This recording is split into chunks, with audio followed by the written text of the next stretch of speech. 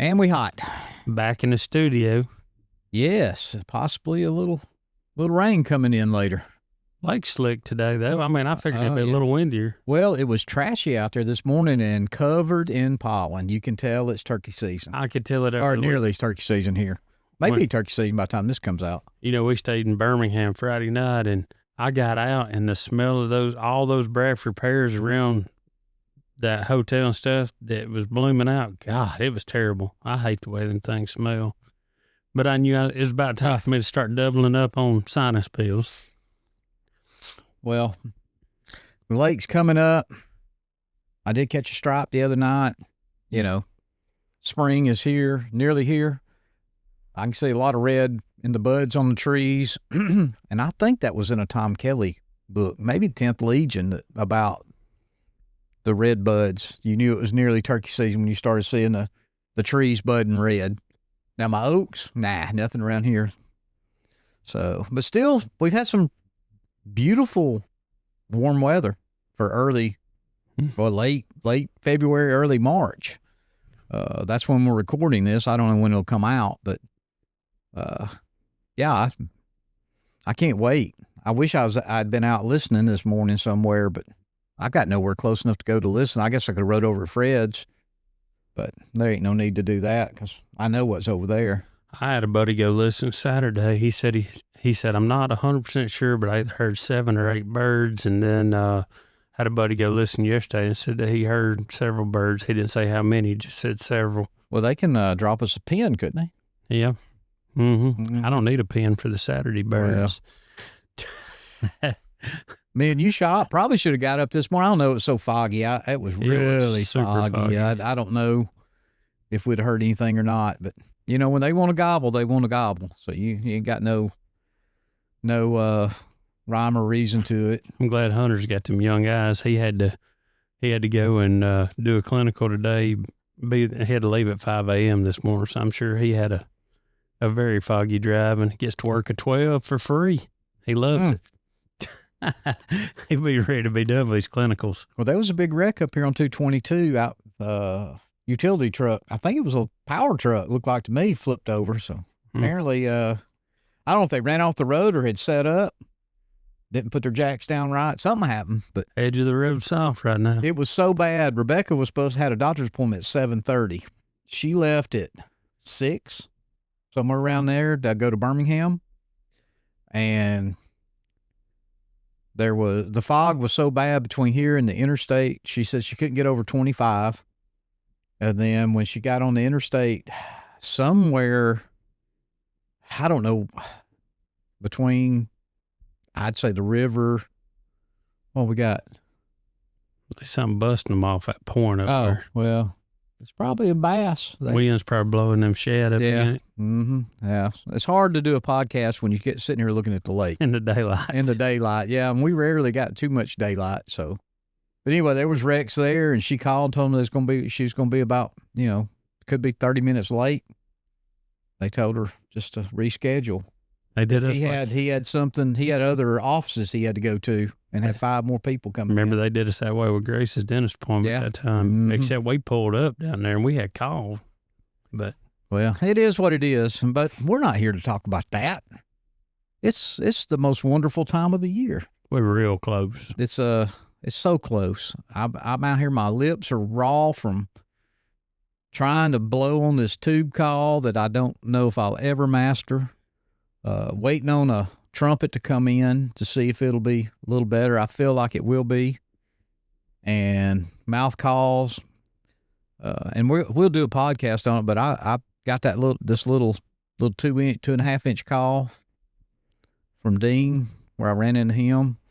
Of course, pot calls for me and you, it's just a matter of figuring out the sweet spot.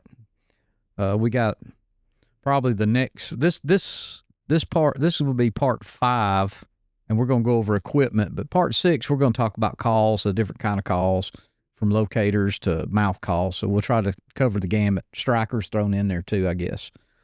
Study up on the different woods. Don't you order from that guy in Huntsville that Yeah. He makes all kinds of, he even has a chart with the different woods and their density or something or another. So Anyway, we won't get into that, even though I love talking strikers. That's one of my favorite things. I'm fascinated with them. Well, I mean, if you look at my bag behind you over there, my turkey vest, and we'll do that too. Maybe the end of this thing, we'll just talk about what we're loaded up to carry out opening morning, wherever we end up. But today we're going to talk equipment.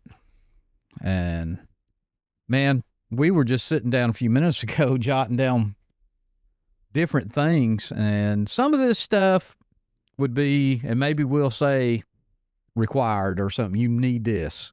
Others is kind of an accessory. You don't have to have it to, well, I don't know if you have to have any of it to kill a turkey. I mean, if you sit on the hard ground and you scratch out a sound on the call, you can probably kill a turkey. But I'll tell you what, the equipment can make things easier, softer on your butt, better target acquisition, anything. So I don't know.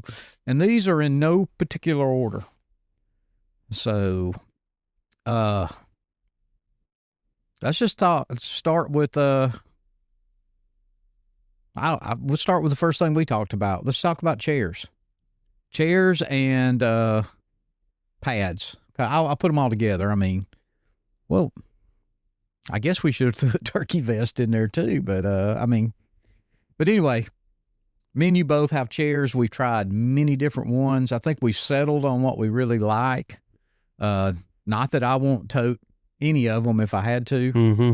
So a turkey chair, they come in all shapes and sizes. What do you like?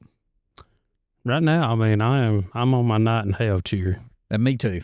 And then if I have to pull a second out or whatever, it's going to be my old Tom chair. Yep. That's the most comfortable chair.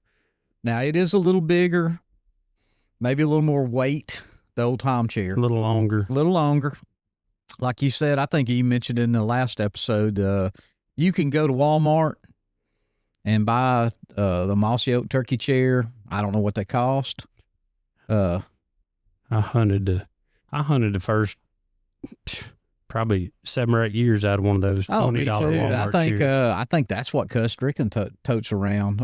They're small. He's modified his with the gunsling. I think you've done the same thing to make it easier on your shoulder. I haven't done it on mine yet, but I'll probably do it on my Night in Hell chair. The Night in Hell chair is not, I don't know how to explain it. You probably need to go look at it's not a bag type chair. No, it's not a bag chair. And if you don't even know what we're talking about, think about going to the beach. Those chairs that's low profile that sit down on the ground. And I imagine that's where the concept came from. Yeah. Some guy was stuck on vacation with the family during turkey season. Yeah. You know what? And now he's probably going, God, dog, man, if I'd have just put some camo on that thing and started selling them, you know, instead of just that blue or red or whatever cloth you find them in, put a little breakup on there of some kind. And I will say this, if you're a bigger guy, they have chairs for that too. Well, that old Tom it's a big chair. Browning makes a really nice oversized chair. There's a chair for everybody. Oh yeah. If you're looking at those kind of chairs, make sure you get one probably it's ventilated on the bottom, a little bit of a mesh, so your butt will breathe. Now, that can come back to bite you in the butt, I guess. But on them cool mornings, you know, if there's a little breeze, I'm not saying your butt won't get a little chilly. Generally, we're kind of prepared for that for the most part with our clothing, and we've done been over the different clothes. But I like the Night in Hell chair. It's not elongated. It's got the nice back, but I like it because you can adjust that front legs. Mm-hmm. If you're, or back, the back. Yeah. Yeah. I mean, if you're on the side of a hill, you can fold out the front legs, fold down the back legs, and you may get yourself kind of level. Where a bag chair, it is what it is. There's no leveling it up. If you're on the side of a hill, you're going to be leaning down the hill if you can even sit in it. I mean, I think we have. Oh, yeah. I'm not saying you can't, but this one is more, to me, it's a little more I call it compact, but it's in a way it's not because it's more square than elongated. So those are basically, I mean, I started out with a turkey stool. I don't know. And they still sell them. Yeah. They sell those that don't have a back on them. I never even thought about a back. I mean, I thought I was in high cotton, my first turkey stool, where I didn't have to have my butt on the ground and feel every root or acorn or hickory nut. How's those hickory nuts come up out of the ground and just start grinding into your butt cheek? I have no clue. You can sit down and it'll be nice and feel comfortable. And about 20 minutes in, all of a sudden that thing starts rooting up through the ground. Next thing you know, it's pushing against you, your butt bone. With the little mossy oak chairs, they sit so low to the ground. You have, if you don't watch a tree root, it'll be in your buttocks. It will. It will. So that's one good thing about the old Tom. It does set up just a tad higher, not high like you'd be in a lawn chair or anything, because the lower to the ground you are, the better you're going to be. The more you can keep your profile low. I know people that just sitting on their cushion almost lay down. I mean, there ain't nothing but their head bent up by the time they start shooting. My old cousin was that way. I thought he'd had a stroke over there one day. I look over and he's basically laying flat, but he had his gun up and his neck was bent. Killed a turkey, so I can't say nothing. But as far as cushions, I know you use Glenda Green. Mm-hmm. It's got the little inner wheelbarrow inner tube in it. And I saw somebody had those. There. I know she makes those, but there is some. I saw it at West Point the other day. Some main manufacturer's making them, and I had one. Gosh, I had one 15 years ago. I think I ended up popping a hole in it, and I never got an inner tube. Of course, I think that was back before Harbor Freight days, where I could have just went in and bought a tube. But that thing's long gone. But if you're a minimalist, and don't want to tote all that stuff, don't want to tote a vest, get you a little carabiner and pop that thing on your side, and it's good to go. I mean, that's what you do basically, is it not? Yeah, the side straps on my Night in Hell vest, I just snap my carabiner in there and go. And then, I mean, like you say, on the minimalist, I mean, they can just go get the double cushion or whatever, like you buy it for a tree stand. Oh, yeah. Extra seat for the tree stand, just a foam. I would suggest a good thick memory foam if you can find it. I've had the thin ones. I am not a fan.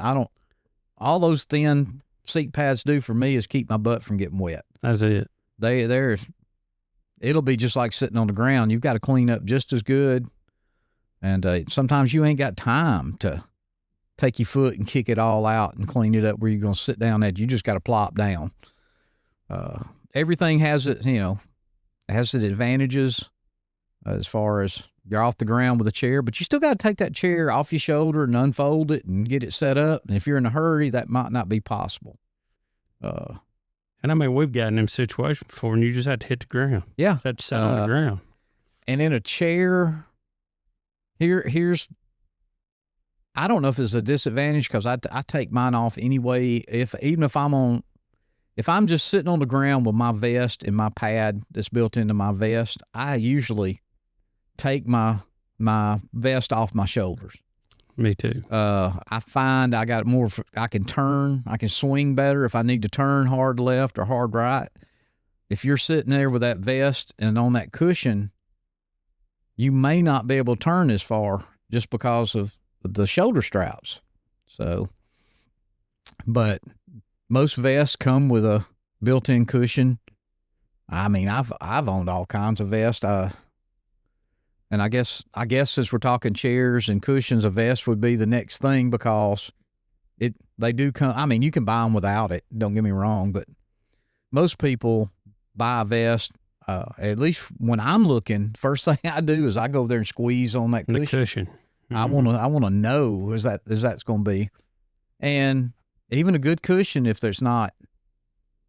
If the vest isn't designed well where that cushion can fold up in there inside or, without getting it out of the way, the worst thing you want to do is stand up to try to make a move and that cushion flopping down in the back of your legs. I know some of them now are magnetic. It's easy to fold them up. They just snap closed. I know that Sheen vest is everything's magnetic on it. So, I wasn't a big fan of the cushion, but it's a nice vest. And being that I sit in a chair most of the time, that might not, if I was looking, dissuade me from buying that vest. I'm gonna wait. Roger Petty bought him one. I'm gonna see how he works out this year. $350 for a turkey vest, man. It's light. Very light. That's a set of license in another state. Man, yeah, you're right. Some states that'd be a little extra travel money. I got mine. What was mine? I carried Badlands. Isn't that it? Yeah. Mm-hmm. Is that it right there? Yeah, Badlands. That's what I switched to last year from my running gun, my Nightingale running gun. But I like my running gun. Mm-hmm. It's got plenty of pockets. The Badlands does too, but I like how the seat on the Badlands is kind of on an elastic band. You just pull it down under you, and when you stand up, you can pop it off, and it pretty much goes back where it needs to be. But the Nightingale running gun, it's so light. I mean, there's just not much to it. And if you take the cushion off of it, which you do, there's not much there. Mm-mm. So, but there's plenty, if you're looking at vest, there is all different kinds. I owned one. Well, I've owned two of them that had the built-in chair back. I had the Tenzing like that. I forgot. Alps is making one now. Here's the issue with them. They're great for the use. I was hunting cutovers, so I had nothing to lean against. I didn't have a chair. And these things, you can set it up and lean right back against it, throw up a ghost blind, and we need to talk about that too. But in front of you, and you're good to go. But weight is a factor on that. If I knew I was just hunting the woods and probably had a place set up, I took that thing out. Yeah. And then I think I may have gave that one to Justin. He can play with it. He may like it, may not. But definitely if you're out looking for a turkey vest, if you're a turkey vest guy, some people aren't. Some people chest pack, and we'll talk about them next. But pockets are the main thing. I'm a kind of guy that you can't have enough pockets. And then I'm the kind of guy that I've got too many pockets because my vest weighs 40 pounds. I can't find nothing. I'm going where it takes me a good hunt or two to go, oh, my gloves are over here, or my crow call's over here. Strikers, I pretty much keep them on my right side in the biggest pocket I got.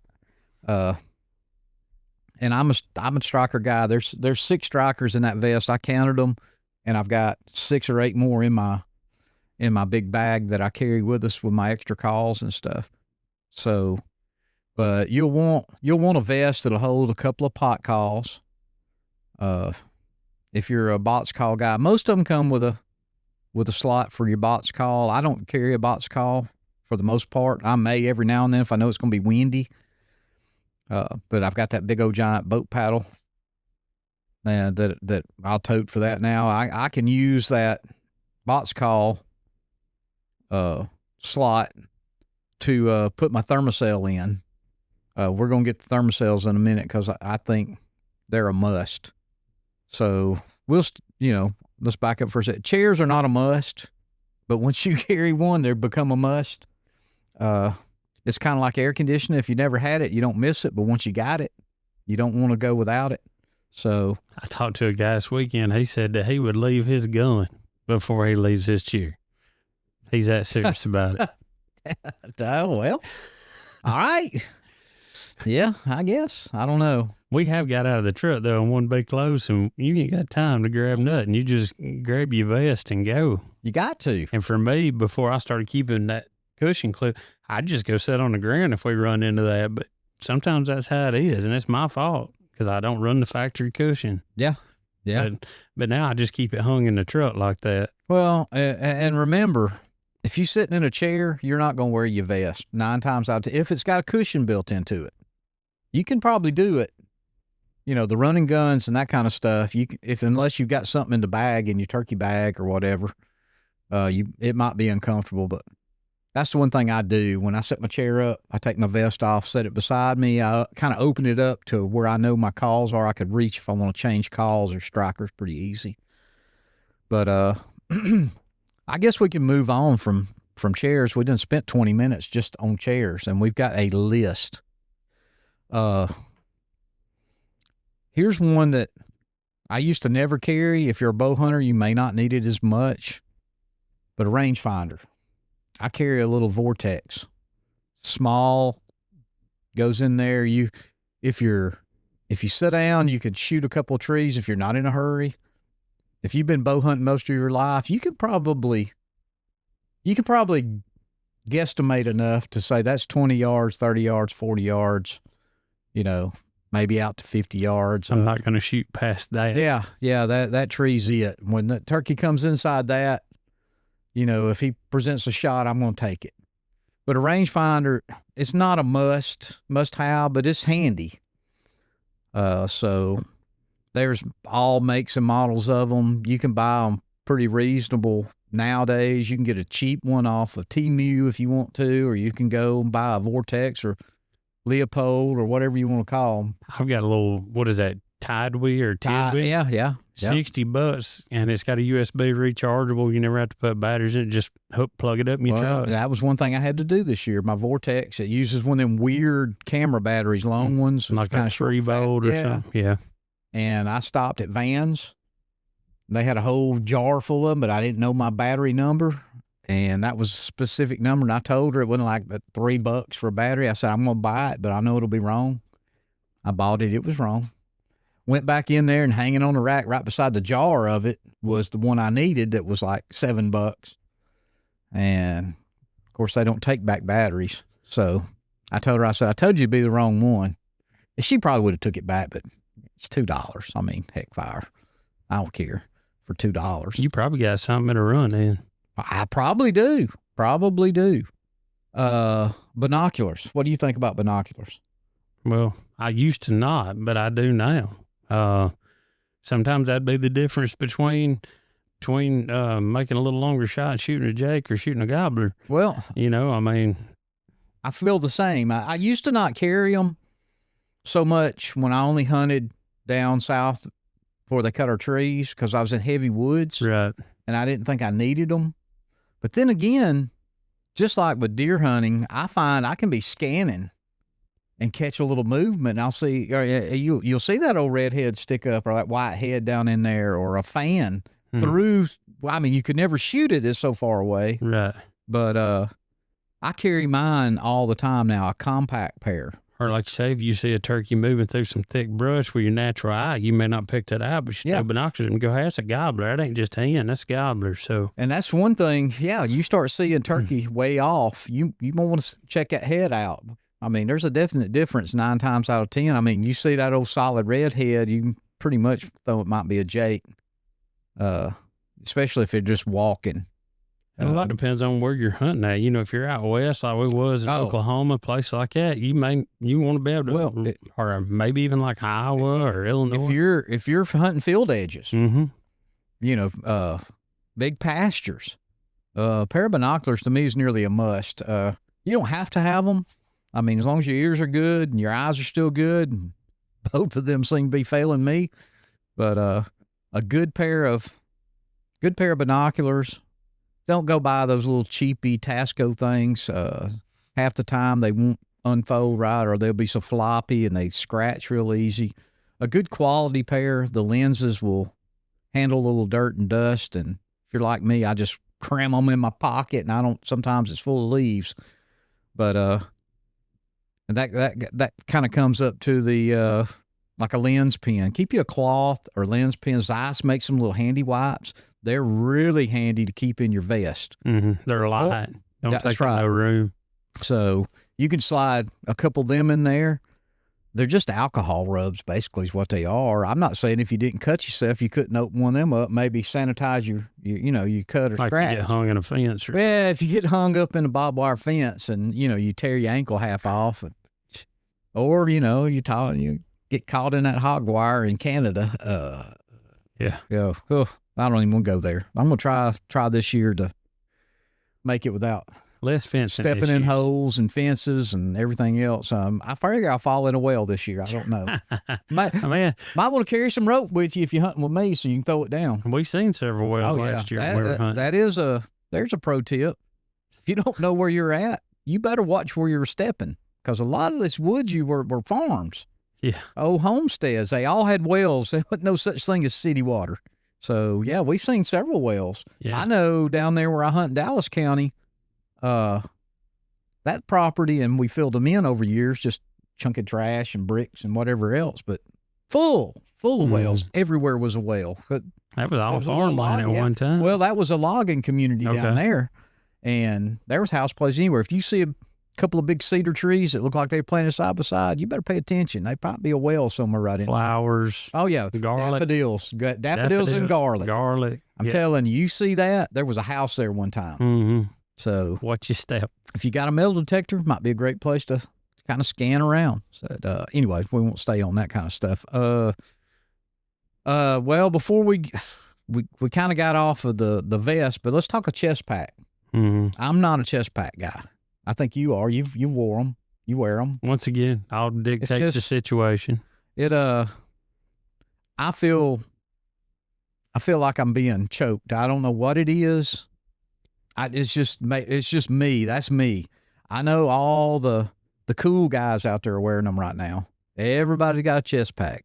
If you watch Meat Eater, they all got chest. I think they're the ones that started the craze on it. If you got to run, it can make it difficult. That thing pops up. It pops up and hits you in the chin as you're running. I don't know, and it's not happened because I don't wear it, but I feel like it could. If I had to swing my gun around, I almost feel like it could be in the way. Especially, there's some of them, man, they stick out 8 inches. I mean, they're just, they throw their binoculars in there, of course.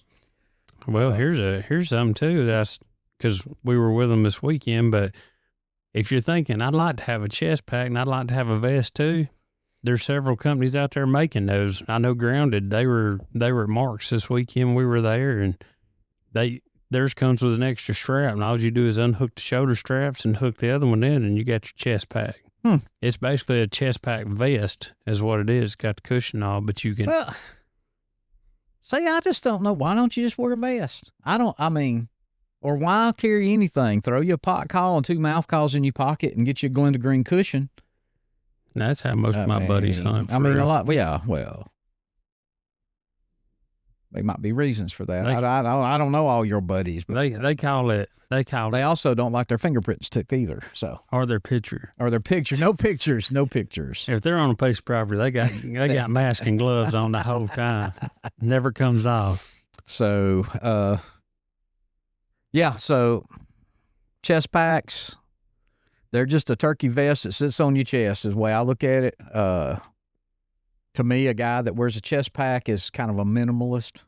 And you can't say that they're cheap. This is a good option because you can get a night in hell running gun like I wear for about what a chest pack costs. No, I think a lot of that goes back to it's popular, so they can get more money for it. I've seen all kinds. I know Alps makes a couple of kinds of chest packs. I have one. They're little bitty ones. Mm-hmm. And if I knew I was just going, if I'm not toting a gun and I got a chair and I'm just going, I've killed my turkey. So let's just say me and you're in Illinois and I killed my turkey and me and you're just hunting. I'm going to film or maybe call. I might carry my chest pack in my chair. That way I have my binoculars and a call or two. That's for carrying them calls. Now, you can carry your mouth calls in there, too, but I've got a houndstooth, what do you call that? Mouth call pouch. We got a Nick Wilson. I got a Nick Wilson, and I got the other one that I'll never carry, but it was just it's a beautiful green one. Moonshine Leatherworks. Yeah, it's hanging over there. I picked it up for a friend of mine that he decided they wasn't going to get it after that, but it's nice. It's nice. I got one. It's too pretty to carry. I got it hanging up as a display myself. So... yeah, I got that, but you know, I carry, like I said, I've got the mouth call pouch. That's once again, personal preference. You ain't got to have it. You can carry them in your clamshell. You can throw them in your pocket. They make hats. They do rattle a little bit in them clamshells, though, as you're If walking. you're carrying more than one, if you got Yeah. a pocket, now anything else in your pocket, it's going to tap around. That call just moves in that clamshell. And just, Well, there it is right here. I got one right here where I was practicing that's what I that's hear it. when I'm walking. when you're walking. So I don't generally, I keep them in that when I've got them in my truck. Or Yeah, if I know when I'm, you know, like now I'm practicing almost daily. I got out here this morning once again on that too. I was on the tube call last night. I got to hear my owl call and had the dogs howling. Apparently Ruger, he must think it's a coyote. I don't know what it is, but I thought the owl hoot sounded pretty doggone good. Every time I'd start blowing, he'd go. "Arr." Well, your So- Allen's definitely picked Now up. the crow call, I'm just telling you.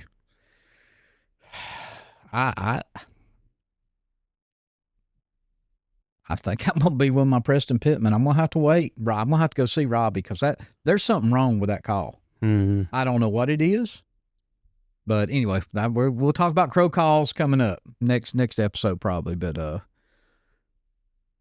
where are we at? Where are we at on things? We've hit chairs, chest packs, lens cleaners. rangefinders, binoculars. While we're into the hunting part of it, a turkey tote. Now I don't really use it that much. You do. Mm. I throw my dead turkey in my bag, but if you're a minimalist once again, and you ain't got a vest with a bag on it to throw your bird in, you need a tote.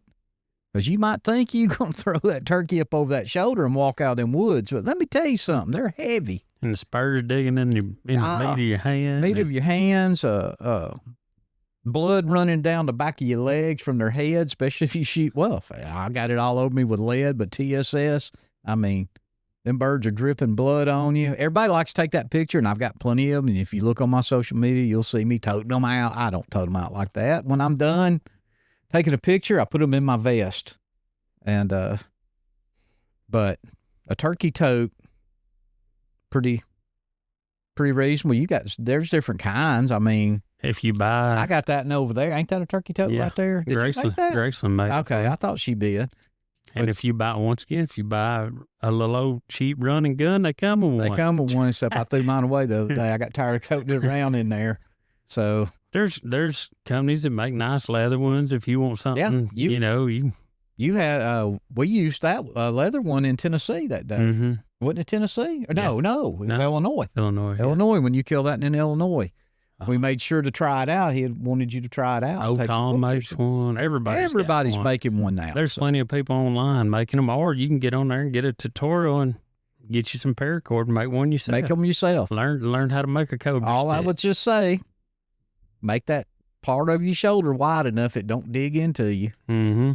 Because you might not think a 20-pound turkey is much. But if you got a mile walk out or you're up and down hills, you got to cross creeks. And, got all your other gear, guns, cheers. yeah, and if you got that 40-pound vest that I tote, at least the first day or two, it's 40 pounds. And you throw a 20-pound turkey in there, and you got your chair on your back, and you got your gun. You got your hydration bladder with water in it. Yep. Well, we ain't even talked about that, but while we're right there at it, a lot of these vests comes where you can put your hydration pouch back there. What do you military call them? Camelbacks. Camelbacks. I've got one down there. You empty yours three to my one. I can put a bottle of water and I'll be fine. But it does come in handy now. I used to just slide a bottle of water down in my box call slot on my vest, but now that I've got my Thermacell, I've been using the hydration bladder a little bit. It don't make noise like a bottle either. It doesn't crinkle. No, it's not crinkly. It's shaking when you get out. Now, there was something wrong with mine that I couldn't get water out. Remember that one I had? I think I chunked it, but it's pretty much you just pop the little nipple on it and pretend you're a prostitute and you get your drink. Mm-hmm. So, that's not a must-have. You can carry a bottle of water. You can dehydrate. You can drink out of a creek, You but can drink out of a creek. Carry one of them straws that filter out the dead animal parts and bacteria. I mean, you can do whatever you want to do. You can light you a fire and carry a tin can. I don't know if you want to drink water. if you're on a mouth call long enough, though, you're going to want a little sip of water. And if you hunt out west where it's arid, it's not so arid in the south. Matter of fact, it's hot and humid. You will dehydrate so much quicker. You won't even know you're thirsty, but you're sweating, but it's evaporating on you so fast, you don't even know you're sweating. And you'll sweat a gallon of water out in a day. I know we will. We've walked last year we was putting in 7, 8, 9 miles in a day. Yeah, we averaged about 9 last year. And we weren't nowhere where it was extremely hot. But you said when you need a drink of water, you got that mouth call in and your mouth goes dry every time it'll go dry. Now that's where the hydration bladder comes in, because that little tube's going to be right there by you. And if you got it set right, you ain't got to do nothing but turn your head a little bit, get your little old sip of water out of it, and your mouth's moist again, and you're right back to calling. You're not blowing dust out when you're trying to get your mouth call to work. And it seems like every time I need mine to work, my mouth just goes dry. A turkey makes my mouth go dry. Mm-hmm. You know, they say tequila makes your clothes fall off. Well, turkeys make my mouth go dry. I don't know. So, all right. Like I said, the hydration bladder is not a must. You can carry a bottle of water, but look into them. A lot of turkey packs come with them now. Mm-hmm. Or they're slotted for them, and you can go to Walmart and pick up a drink bladder for $8, $10, something like that. That's what I gave for mine. I know. A lot of times you just throw your old one away and get you a fresh new one. Mm-hmm. I kind of like my old one if I cleaned it out good. I tell you, because you get that plasticky taste that first time around. I take a little bit of bleach and water and fill mine up and let it soak, and then rinse it out real good, because they will mold. Or all right. inside. Let's talk about something that's kind of new on the market, but I think to me in the South, well, hell, in the North, anywhere, once it starts warming up and there's bugs, Thermacell. They cheap now. When they first come out, they wasn't so cheap, but you can buy a Thermacell. $20 will get you the whole setup. A whole setup, get you going. Mm-hmm. And then the refills are not expensive. Nah. And you could pop that thing on your side, and when you sit down, light it and just lay it. I'll say light it and forget it. I mean, don't forget it when you get up. I have forgot mine when I've had to jump up and move and go back and get it, but I do that with pot calls and vest. I'm bad about taking my mouth call out and lay it on my leg just because I'm tired of holding it in my mouth, especially if I'm just sitting it out for an hour or two. And then when I get up to leave, guess what? I stand up, mouth call falls off. I go back and get them, though. I'll rinse them off. But same way with Thermacell. Anything that you're going to tote, strikers, Thermacell, calls, your chance of leaving them. So, they make the Thermacell now with a clip. Mm-hmm. So you can clip it on your vest or whatever, belt loop, whatever. But while it's running, I just lay it off to the side and let her do her thing. If it's bad windy, you probably don't need it anyway. They don't work. They don't work good because it's blowing. You might set it down there between your legs and it help a little bit. Set it under your chair or something. They will come handy in a pinch if it's really, really cold. Mm-hmm. You can light that thing because it does light. It uses a little butane cartridge, and it will put off a little heat. So I have lit mine and tried to thaw my fingers out. Last year. Yes, I know. That's exactly what I'm talking about when it was 3 degrees Celsius or whatever it was when we were out there. Pretty good. Yep. So, Thermacell. Let's see. Oh. While we're still talking vests, let's talk about it. Let's talk about a knife. Knife. Yep. Got it right there. I was just looking at it. I keep one in my vest. Mm-hmm. Mine's got the built-in snippers. I call them snipper. Now, you can't buy it no more. I don't think they make it no more. I didn't know it was so valuable. It is a collector's. It's up here somewhere. I think I took it out. It's not in my vest, but I need to get it. It will be right in now. the vest. Yeah. And I have thought I've lost that thing. But, yeah, when I bought it, mine was a little Leatherman. I don't even know the model, but it's got a built-in snippers. It's got a saw built in, a little limb saw, knife blades. But you ain't got to have all that. You can put a pocket knife in there. I would recommend, no matter what, a little pair of snippers, wouldn't you? I carry those little easy cuts. That's the one from Dollar General. You can buy The knockoffs, knockoffs at Dollar General. So And then I replace them with easy cut blades when they need it. that's all you have to do. See, there's always a Same little guy tip. builds it. So there you go. You don't want to spend a big money on the easy cut. Go to Dollar General and buy it, and then $9. go buy your replacement blades, and you got the same thing. If it's yellow, paint it black. I don't know what colors they come in. Mine, I've had so long. Mine looks just like a Leatherman folded up. I mean, that's the way mine looks. And I used to carry just everybody made them, little snippers. And let me tell you, when you sit down, you're going to see where you need it. Especially in cedar, like if you're going to sit under a cedar or something. I think you need a snippers more than a pocket knife. Oh, to be you honest do. with you. You do.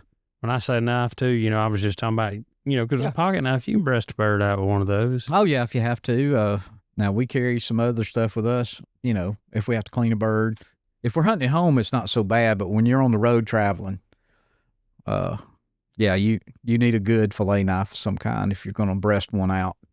Or if you're going to, skin it back and what do they call it? Caping them.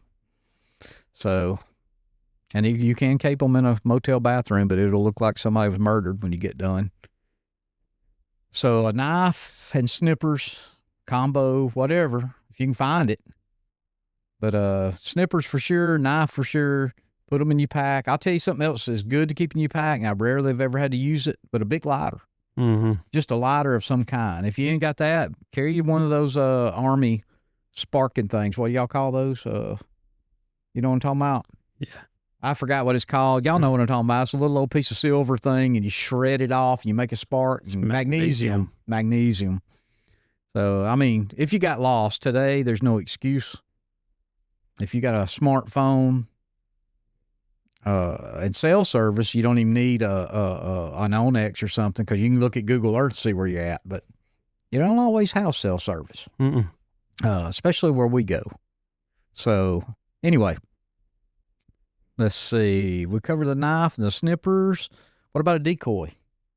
It's not a must, but they're sure handy when you do need one. And I know there's some purists out there. Hey, if you can't kill a turkey without a decoy, you're not a turkey hunter.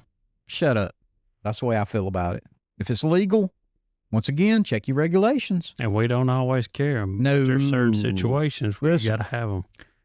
A decoy, as a matter of fact, I was just made a comment on Facebook about that I started out with a Jake. Everybody talking about Jake this, Jake that, and a couple of hens. First off, they're a pain in the butt to tote them around. So, but I Jakes down here where I hunt, they're thugs. They're gang members. A big gobbler, if he's by himself, he don't want to come in there with no Jake. To me, I've never had a turkey come in and beat my Jake decoy up. Matter of fact, I see them turn and leave. So I just quit using them. I don't use a Jake decoy. I carry a hen. Mine's a standing feed hen, or mine's a standing kind of alert hen. You carry one that feeds. Mm-hmm. So if we're hunting together, it looks real good out there. And I've got to lay down. You got one to lay down. I've heard people say that funky chicken is the thing to carry. I've never owned one. Once again, I'm kind of weird. I don't like turkeys even referred to, even in the decoy world, as a chicken. I don't like thunder chickens. I don't like none of that crap. They're a wild turkey. And I just think they deserve that respect. But I'm an old guy, so you don't have to listen to me. So decoys, yeah, there's all kinds. I've got a Montana one over there that's collapsible. I quit using it after I saw a turkey avoid it. And I know they weren't decoy shy, but it must have not looked like a turkey. I don't know, or it looked like one that had not, maybe had been out all night partying and hair all messed up or whatever. And that turkey said, no, I don't want nothing to do with her. and went all the way around. Well, it was in Tennessee. I killed the turkey, but he come off the road and went up into the field to go around that decoy. And maybe they had been seen some decoys before, but I don't, who knows? So, Avion makes some good ones. I mean, there's all kinds. Once again, it depends on, you can spend a little or a lot. That's right. There's tons of them. Do the research, look at them. And you don't have to have one to kill a turkey. You don't have to, but a good, if you hunt field turkeys, a decoy to me is nearly a must. Because if you set up, and even the field turkeys, we, I don't know if we had a decoy out in Tennessee. Remember when we set back up in the woods and the turkeys was out in that field and we could call, they could see up through those woods. Oh, yeah. That's where a decoy might have come in handy. Matter of fact, I think we had left it and talked about it and we didn't go back and get it. The turkeys could see the woods was way open out of that wide open, burnt hardwood. Oh yeah, and sometimes we called and they would gobble, they'd strut, but they could see, and they didn't see no hens over there up in them woods. And it might have been different. It'd been real brushy around that edge, but it wasn't. It was clean as a pin. And a decoy sitting in the edge of that field or up in the woods somewhere out in front of us may have made the difference on that. It could have run them off too. We didn't kill them anyway, so it didn't make no difference. But that's where a decoy can help you. If you want to carry one, you know where you're going, that's fine. I carry them sometimes when I know I'm going to be over here at Fred's or I'm going to go hunt a green field. I'll just set me a decoy out in it. You can get them as realistic as you want. I've had them ugly Walmart foam ones. I've had hens and gobbler's feet all around them. I had some of them inflatable ones. I had an inflatable one. Whatever they were.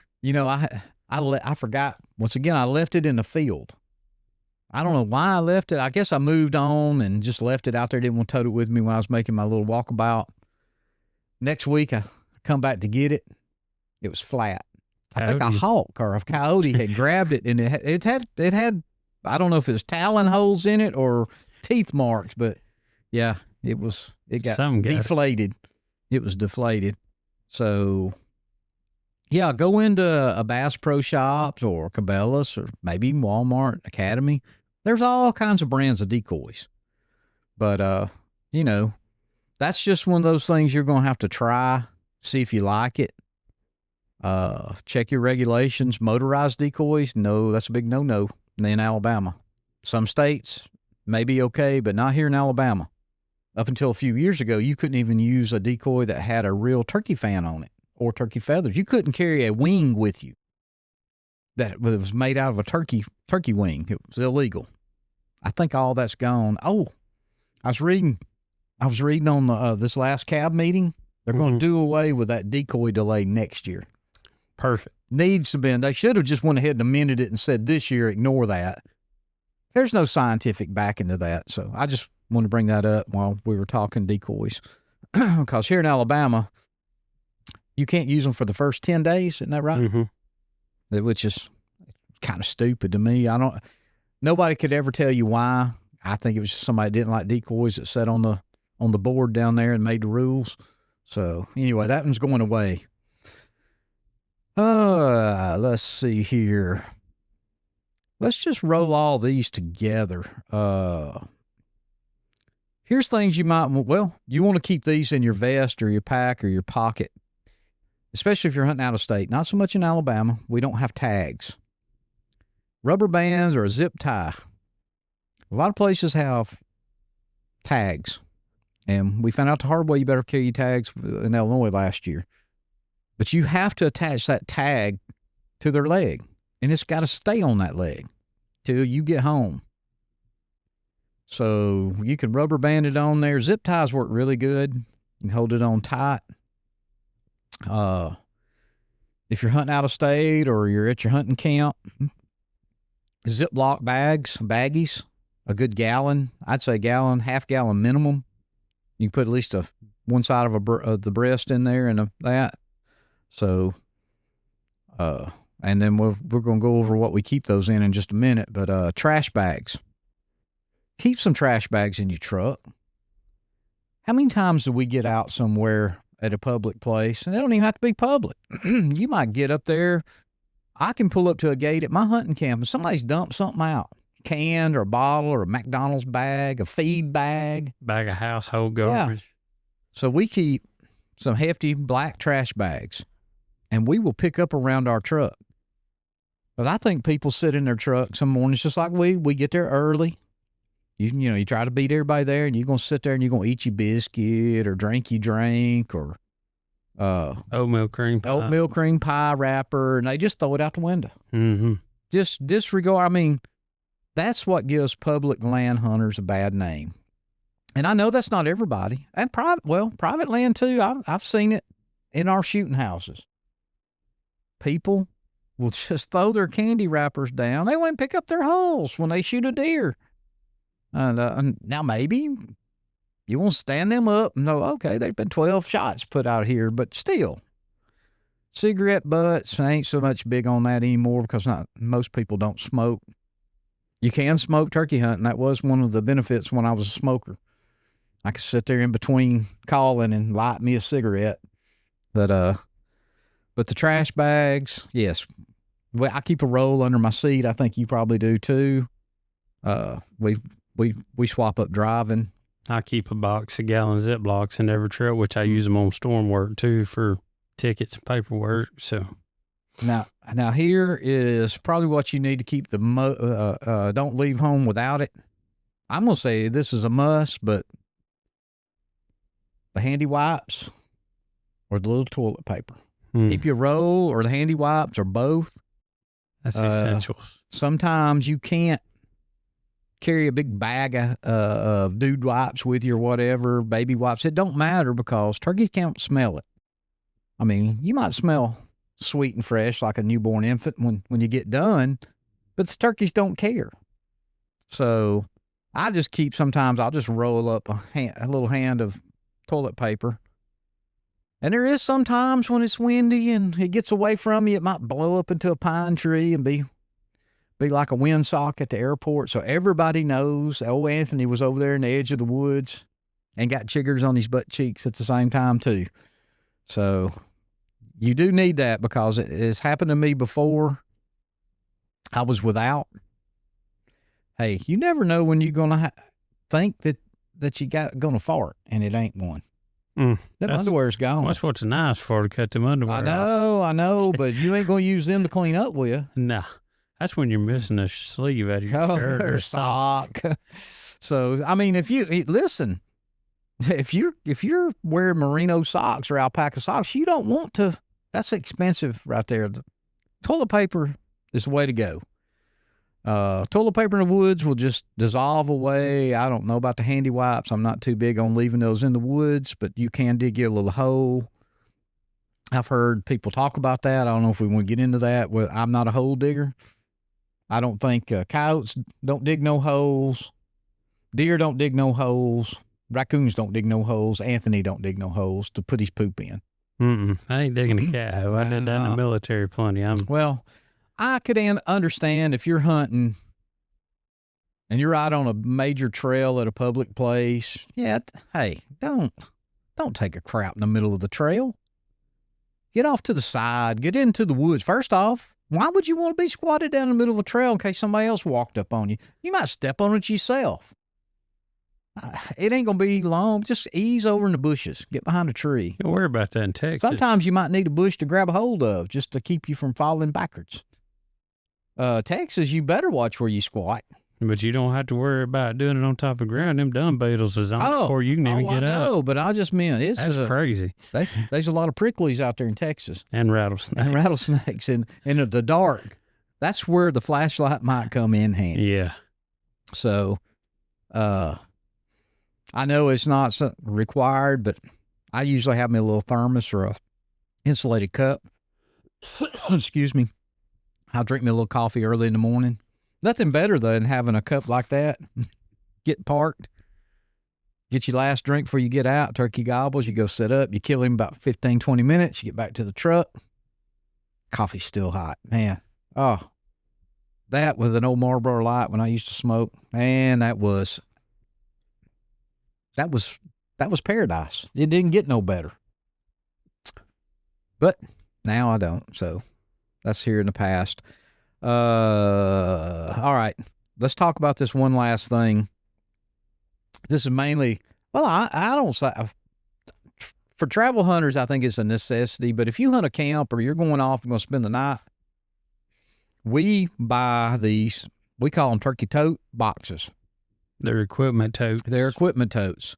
You can find them at Academy. I guess everybody carries them. You don't have to buy one like that. You can buy one of those little storage containers probably at Walmart. The ones we have are weatherproof, though. They got a seal because we carry all kinds of stuff in it. We didn't talk about it, but boot dryers. Yeah. That's a must. We got some. They make all kinds.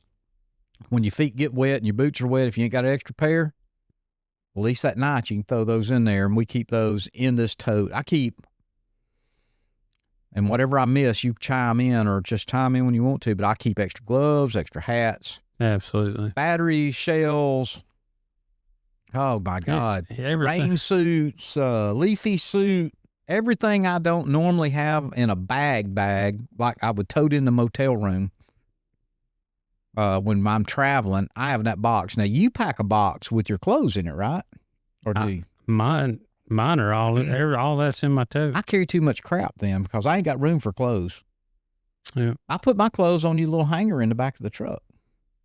I do that I just started doing that toward the end of the year last year, but I also got to where I wouldn't take in my tote every time. I had a big duffel. I'm going to carry, my tote will be loaded with my decoy in there. Mm-hmm. All this stuff we talked about, generally, that's not in my vest. My vest will be loaded, but all my extras, batteries, extra pocket knives, that's where my Ziploc bags go. I got some saran wrap. Do what? Scales. Actually, my scales are I'm carrying too much stuff. I got my call bag back there. That's where my scales are right now. But I mean, I can set that in there if I needed to. But what else do I have in there? Extra head nets. Thermacell pads, butane. I bet I've got 200 Thermacell. Mm-hmm. Butane cartridges and pads.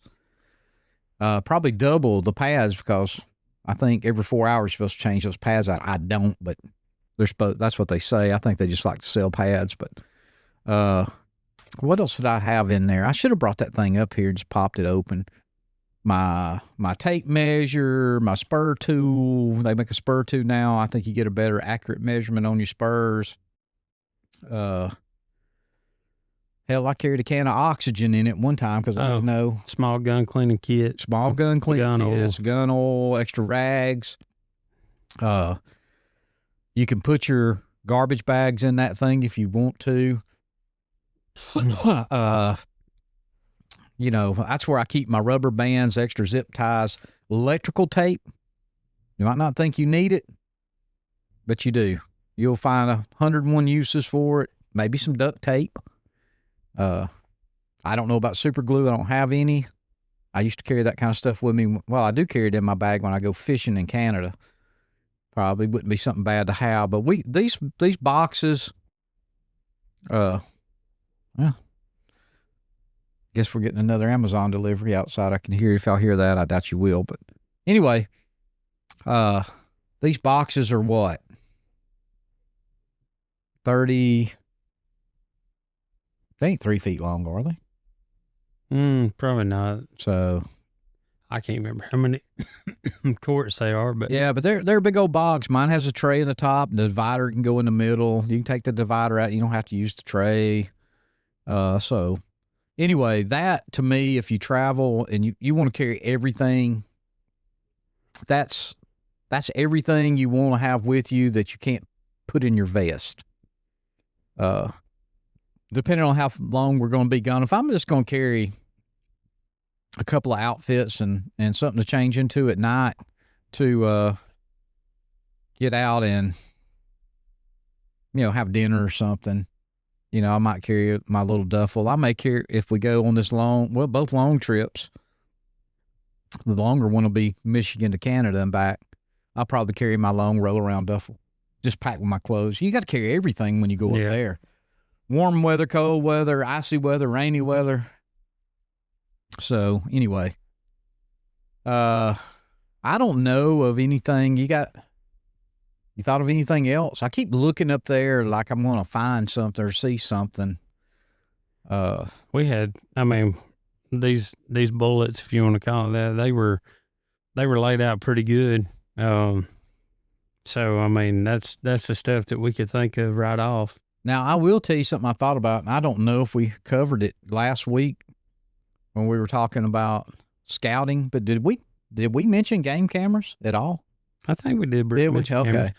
All right. Well, and here's another thing too. While I'm sitting here thinking about it, you know, with all this stuff we're talking about accessories or whatever, I would say if you wear glasses and stuff, maybe one of them little eyeglass kits that's got extra screws and a screwdriver, or maybe an extra set of glasses. Yeah, that's true.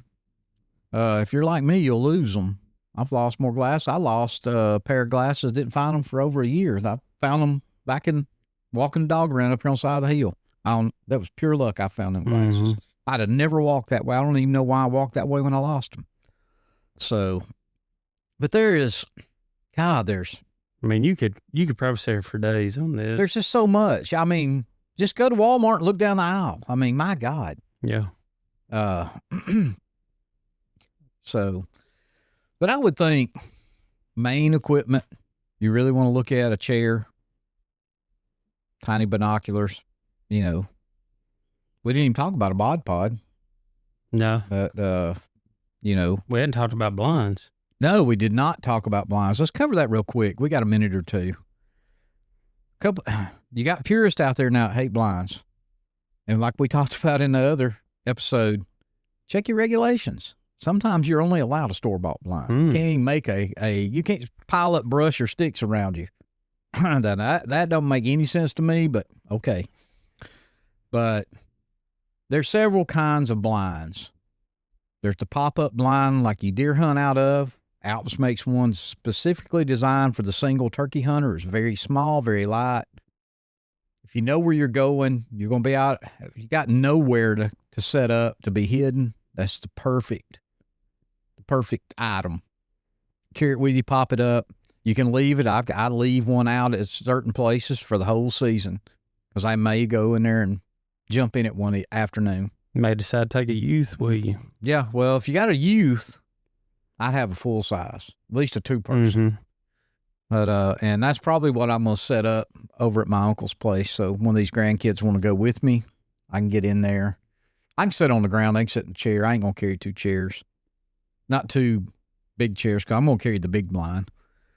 Then they make the fold out blinds. What's the kind you've got? What's that little TP thing? A little 3-panel. 3-panel? Ameristep, I think, makes it. It's just a little 3D leafy pop-out thing that's super light, easy to carry. And I've got, and you do too, a ghost blind. Mm-hmm. Let me tell you, they're a little pain in the butt to carry around, but they're amazing. When they're set up right, you basically disappear. I've had deer, turkey, squirrels. The way that thing leans over, it's just a little bit of an angle. It reflects the ground back to it. I have actually walked out of a pine thicket to go pick up my turkey and turn around and can't see where I was sitting at. Worked grading in cutovers where you got nothing. Just set it up in front of you. You know, if they're real weedy in trees where it's too much trouble to put a blind, you just want to go sit in your chair, throw up the ghost blind or your blind, the little blind, any of that kind of stuff. It's just something to hide you. Turkeys don't care. They're not deer. They don't pay any attention to that kind of stuff. So blinds will not affect you. You can go out there and set it in the middle of a cow pasture or right in the middle of the road going into a food plot. They just don't affect deer. And I think that's why some of the purists don't like them. I don't know. Because they think part of it, you know, is sitting against a tree. I mean, well, there ain't trees out west somewhere. I mean, you know, what are you going to do? Or decoys or, listen, just hunt the way you want to hunt as long as it's legal. And don't leave comments about you shouldn't have told them to use a blind or something, because I'm all for whatever it takes, especially if you're taking kids. Kids are going to move. They ain't got to stay in a blind forever. Matter of fact, they will want to graduate up, just like when they deer hunt with you. They want to move on up to where they can hunt out of a ladder stand, double. I started in blinds and moved my way to double ladder stands, and then to the point where they could hunt on their own. So, I mean, you got anything particular to say on blinds? Any setup tips or? No, because the turkeys just don't pay no attention. They just don't. I mean, you He ain't got to brush them in or do nothing. No, we've had them walk right by and brush them. Yeah, I mean, you can brush them if you want to take the time, but I don't see the reason. If you see a big group of birds that keep being out in the middle of a open field day after day, and there's no way to get to them. I mean, you could go out there and pop a blind up in the dark out there and jump in that thing, and you have to wait it out, but probably kill them birds. Oh yeah, yep. And I think that's what the purists don't like about it. I don't know. And listen, I've hunted long enough in every way you can hunt, and as long as you're killing a bird legally and ethically, I'm not a big, even if it's, I mean, I won't dog anybody for how they kill a bird. I may not kill it that way. I might not think it's ethical, but I'm not going to say you shouldn't do it. If it's legal, it's legal. Mm-hmm. It's like the fanning issue. I guess that could be a decoy call. You can't use those in Alabama. There's a lot of states now that's outlawed that. But if it's legal in your state, more power to you. I mean, Indians used them. That's where they come up with that stuff at. I mean, no, and I didn't say Native American. I said Indian. That's what they are, American Indian. All right. Before I get off on some stupid rant, I say I've covered everything I know to cover in equipment. If y'all got questions, comment, something we forgot, call us, message us, post it on our Facebook page, Instagram, TikTok. If he ever makes a Snapchat, I don't care. So next week, it'll be on calls. I don't know how deep we're going to get on calls. If we're going to be demonstrating different calls, maybe so. I don't know. But we're going to talk about all kinds of calls, from box calls to mouth calls, locator calls. Calls are as varied as people. So there's all kinds out there. You got anything else? No, I think we've covered it all. Well, all right. I guess nothing else. We'll talk to you guys in about a week. So take care of your trees, because that's where the turkeys sleep.